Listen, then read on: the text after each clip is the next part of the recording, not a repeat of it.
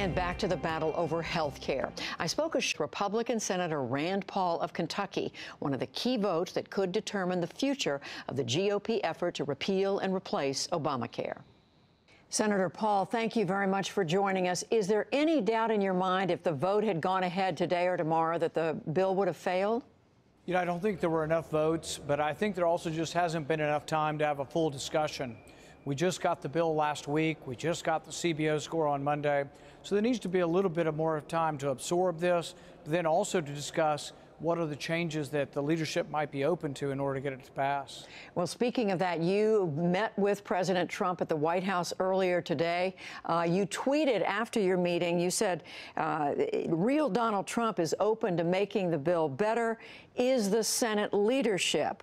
My question to you is, in the president's meeting right now with the rest of the Republicans in the Senate, what changes does the president want to see in this bill? Well, you know, I don't think it's so much him lobbying us for changes. It's us, you know, asking him for help and getting the changes done. I think he has the bully pulpit. He has a great deal of influence with the Republican Party on both the House and the Senate side. And I think the bill right now, to the conservative point of view, doesn't have enough repeal. In fact, it looks like we're keeping a lot of Obamacare. Even the architect of Obamacare, Jonathan Gruber, said, hey guys, don't worry, we're actually keeping Obamacare. So we actually think that there needs to be more repeal. That's the message I took to him. But I also took a specific list that we're sending to Senate leadership, and we're saying, if you address these items, there's a possibility we could vote for this bill, but it's got to look more like repeal and less like we're keeping it. Well, as you know, what the president has said about the House version of the bill, which many people said was tougher than the Senate bill, he said it was mean and he wanted a bill with more heart. So where are we on this? You know, I think there are various ways you can characterize both Republican and Democrat, you know, proposals. President Obama, I think, wanted what was best for the country, but I think it didn't work well. I think we have the death spiral, and I think, you know, particularly premiums in the individual market are going through the roof. I think Republicans want what's best for the country also, but I think they're not fixing the death spiral of Obamacare. They're going to subsidize it with a lot of taxpayer money. So characterizing something as mean or generous, I think, goes to people's motives. And I think it's sort of why we have such an angry country now. We think that people have ill motives. But I think Republicans want people to have health insurance. We want people to be healthy. So do Democrats. We just believe in different type of economic system or different types of limitations of government or more expansive government and how we can do it. One of the things, Senator Paul, you've talked about wanting to do away with is the Obamacare tax on individuals making over $250,000 a year. That would be that's the money that's been used to pay for many of the subsidies for people with lower income. Right. It's a transfer, taking money away from those who have more to give it to people who have less, but that troubles you? No, we already do quite a bit of that, and it's called Medicaid. The problem or the fundamental flaw of Obamacare was that they put regulations on the insurance, about 12 regulations, which increased the cost of the insurance.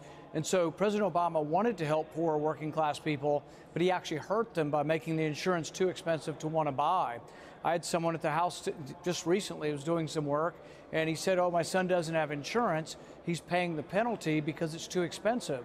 So President Obama said, oh, we want to make insurance perfect for people, but he added all these regulatory mandates, made it too expensive. Young, healthy people didn't buy it, and the people remaining in the insurance pool were sicker and sicker. That's the adverse selection and the death spiral of Obamacare.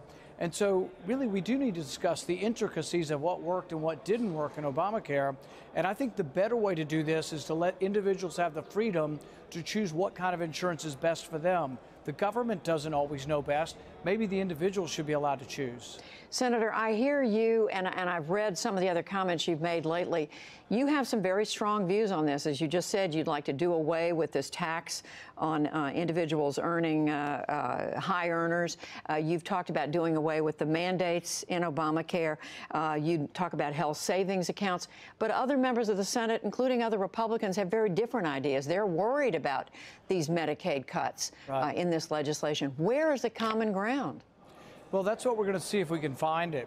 I mean, one of the things that horrifies me is that we would be giving taxpayer money to very, very wealthy corporations The insurance companies make about $15 billion a year. They've doubled their profit margin under Obamacare.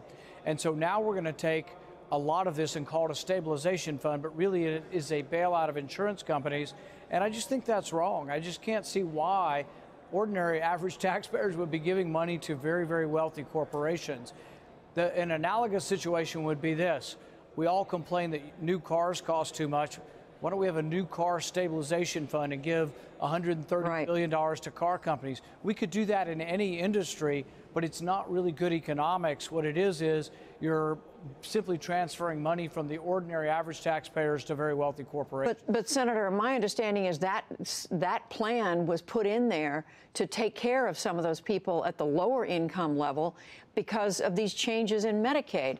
I still don't see where the middle ground is between you, other Republicans, and certainly with Democrats. Actually, the money in the stabilization fund, $130 billion, which I call an insurance bailout, is put in to try to cure the adverse selection that Obamacare created. By making insurance too expensive, healthy people didn't buy it.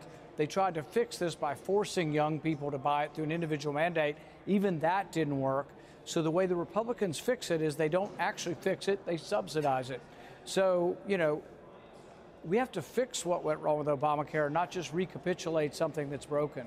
What you're saying makes it sound like you're still uncertain this is going to pass.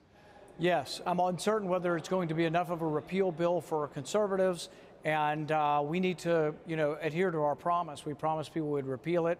We talked about all the problems of Obamacare. We shouldn't leave half of it in place and expect things to be better. Senator Rand Paul of Kentucky, we thank you. Thank you.